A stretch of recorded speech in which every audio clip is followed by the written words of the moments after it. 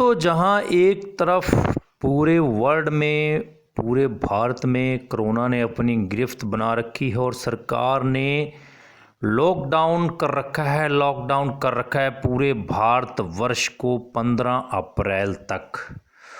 तो दोस्तों, अगर 15 अप्रैल तक कंट्रोल में नहीं आया कोरोना वायरस या इसका कोई बचाव नहीं मिला तो ये आगे और भी लॉकडाउन लंबा चल सकता है। तो ऐसे में दोस्तों 1 अप्रैल 2020 से आपको पता है कि नया जो वित्तीय वर्ष है वो शुरू होने जा रहा है।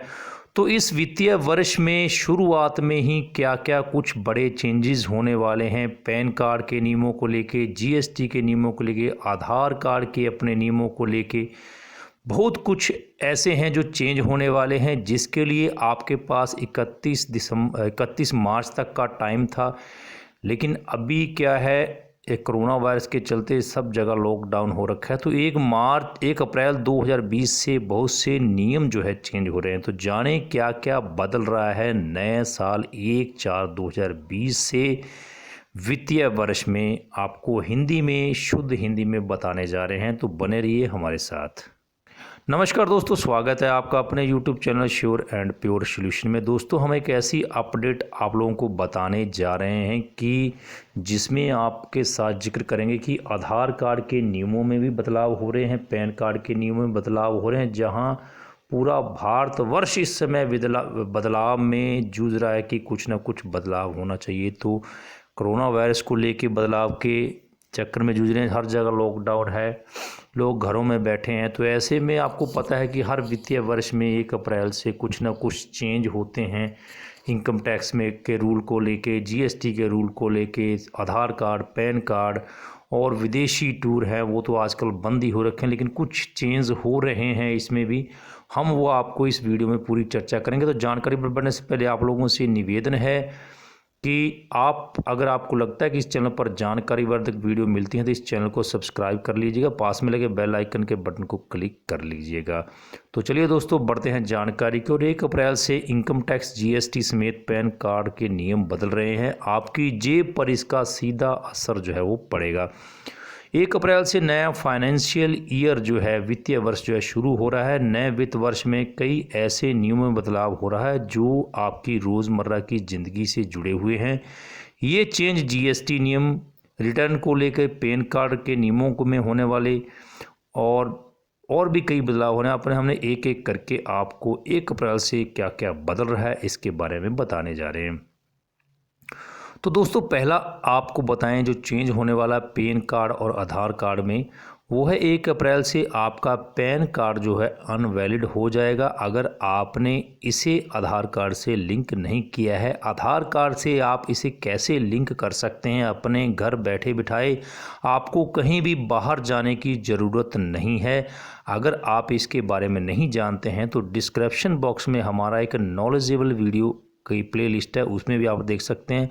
और ऊपर भी हम इसके प्ले बटन में, ऊपर जो आई बटन है उसमें लिंक डाल देंगे, ऊपर आप उसमें देख सकते हैं कि पैन कार्ड को आधार कार्ड से आप घर बैठे बिठाए कैसे लिंक कर सकते हैं, जिसकी अंतिम तारीख जो है 31 मार्च 2020 है। इसके पिछले साल पैन कार्ड लिंकिंग के लिए डेडलाइन कई बार बढ़ा दी गई थी, लेकिन अभी करीब 17.58 करोड़ जो पैन कार्ड अभी भी आधार कार्ड से लिंक नहीं हुए हैं, जबकि 30.75 करोड़ से ज़्यादा लोगों ने अपने आधार कार्ड को पैन कार्ड से लिंक करवा लिया था। अभी भी अगर आपका आधार कार्ड पैन कार्ड से लिंक नहीं हुआ है तो आपको कहीं भी बाहर जाने की ज़रूरत नहीं है कि कोरोना वायरस है, बाहर नहीं जाना है, तो घर बैठे बिठाए आप उसको लिंक कर सकते हैं। तो आप डिस्क्रिप्शन में भी उस वीडियो को देख सकते हैं, ऊपर आई बटन में भी देख लीजिएगा। तो दूसरा दोस्तों, आपको बता दें कि पैन कार्ड, आधार कार्ड आपका अनवैलिड हो जाएगा अगर आपने इसको आधार कार्ड से लिंक नहीं करवाया है तो। उसके बाद दोस्तों, आपको बता दें कि नया इनकम टैक्स सिस्टम जो है वो लागू होने जा रहा है। आपको पता है कि बजट 2020-21 में सरकार ने वैकल्पिक दरों और स्लैब के साथ साथ नए आयकर व्यवस्था जो है वो शुरू की है, जो 1 अप्रैल से शुरू होने वाली है। नए वित्तीय वर्ष से प्रभावी हो जाएगी। नई कर व्यवस्था है उसमें छूट और कटौती का लाभ जो है वो नहीं मिलेगा। हालांकि कई व्यवस्था जो है वैकल्पिक है, यानी करदाता चाहे तो वह पुराने टैक्स स्लैब के हिसाब से भी आयकर जो है वो अदा कर सकता है।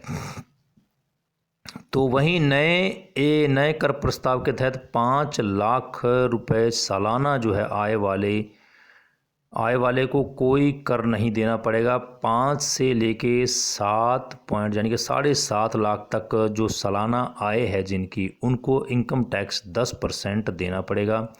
और जो 7.5 से लेके 10 लाख तक जिनकी सालाना आय है उनको 15% इनकम टैक्स देना होगा। और 10 लाख से लेके 12.5 लाख तक 20% इनकम टैक्स देना होगा। और 12.5 लाख से लेके 15 लाख रुपए तक के लिए 25%। और 15 लाख से लेके अधिक आय वाले जो व्यक्ति हैं, जो जिनकी सालाना आय 15 लाख से ज़्यादा है, उनको 30% जो है इनकम टैक्स देना होगा। तो दोस्तों 5 लाख तक आपको छूट है कि आपका कोई भी कर जो है वो नहीं लगता है। अगर 5 लाख से लेके 7.5 लाख तक है तो आपको 10% देना होगा। आइए हम पूरा इसमें आगे आपको पुरानी और नई जो कर रेट है उसके बारे में समझाते हैं। जो पुराना टैक्स रेट था दोस्तों, आप देख लीजिए, पुराना जो टैक्स रेट था वो 2.5 लाख तक था 0%, 2.5 लाख से 5 लाख तक 5% था, और 5 से 10 लाख तक 20% था, और 10 से ज़्यादा वालों को 30% था। लेकिन अभी क्या है, 5 लाख तक आपको कोई भी टैक्स नहीं देना पड़ेगा, 0% है। और 5 से 7.5 लाख तक 10% है, 7.5 से 10 तक 15% है, 10 से लेके 12.5 तक 20% है, और 12.5 से 15 लाख तक आपको 25% है, और 15 लाख से लेके अगर आप ज़्यादा आपकी प्लस इनकम है तो आपको 30% जो है इनकम टैक्स जो है अदा करना पड़ेगा। इसके अलावा दोस्तों आपको बता दें कि जीएसटी के जो रेट, जीएसटी में भी कुछ बदलाव है। जीएसटी काउंसिल की 31वीं बैठक में टैक्स पेयर्स के लिए नया जीएसटी रिटर्न्स जो है सिस्टम पेश करने का निर्णय हुआ था। नया सिस्टम 1 अप्रैल से लागू होगा। इससे जीएसटी रिटर्न भरने में आसानी होगी। नई व्यवस्था के तहत 2 नए फॉर्म जो है पेश किए गए हैं, जीएसटी फॉर्म NX1 और जीएसटी फॉर्म NX2। आप इन फॉर्मों का जीएसटी भरने के लिए उपयोग कर सकते हैं। तो इसके जीएसटी के नियमों में भी 1 अप्रैल से बदलाव होने जा रहा है। दूसरा, उसके बाद आपको बता दें, जो विदेशी टूर पैकेज लेते हैं हम विदेश घूमने के लिए, उसमें भी 1 अप्रैल से बदलाव हो रहा है। विदेशी टूर पैकेज खरीदना और विदेशों में कोई भी फंड खर्च करना महंगा हो जाएगा। अगर कोई विदेशी टूर पैकेज खरीदता है या विदेशी करेंसी एक्सचेंज कराता है तो 7 लाख रुपए से अधिक रकम पर टैक्स जो है, टैक्स कलेक्शन एट सोर्स यानी कि TCS, tax collection at source देना होगा। दरअसल केंद्र सरकार ने आम बजट 2020 में सेक्शन 206C में संशोधन कर विदेश टूर पैकेज और फंड पर 5% जो है TCS जो है वो लगाने का प्रस्ताव दिया था। इस प्रकार से विदेश टूर पैकेज महंगे होने वाले हैं। और आपको वाहनों के नियमों के बारे में बता दें कि ये 1 अप्रैल से देश में केवल BS6 मानक वाले ही वाहन बिकेंगे। सुप्रीम कोर्ट ने अक्टूबर 2018 में यह आदेश दिया था कि 31 अक्टूबर 2020 के बाद BS4 मानक के नए वाहन नहीं बिकेंगे। BS4 के वाहनों को बेचने के लिए ऑटोमोबाइल कंपनियां नए ऑफर्स लेकर आई हैं और अपने BS4 गाड़ियों के कई मॉडल्स को खरीदने पर भारी डिस्काउंट दे रही हैं। तो इस प्रकार से आपको बता दें कि BS6 वाले जो वाहन है वो ही अभी बिकेंगे। तो 31 मार्च के बाद BS4 जो है नए वाहन वो नहीं बिकेंगे। इसलिए अभी आपके पास ऑफ़र है BS4 जो वाहन है उनको खरीदने के लिए, जो कंपनियां हैं वो ऑफ़र दे रही हैं। दूसरा आपको बता दें कि दोस्तों जानवरों की दवाइयां जो हैं उसमें भी बड़ा जो है बदलाव होने जा रहा है। उसके नियमों में सरकार ने सभी मेडिकल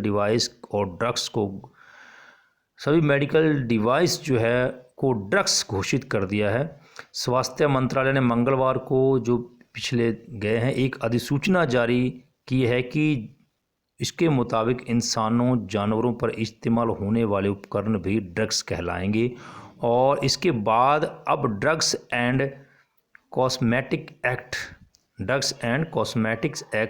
1940 23 ऑफ 1940 की धारा 3 के तहत इंसानों और जानवरों पर इस्तेमाल होने वाले उपकरणों को औषधि की श्रेणी में रखा जाएगा। यह कानून 1 अप्रैल 2020 से शुरू हो जाएगा।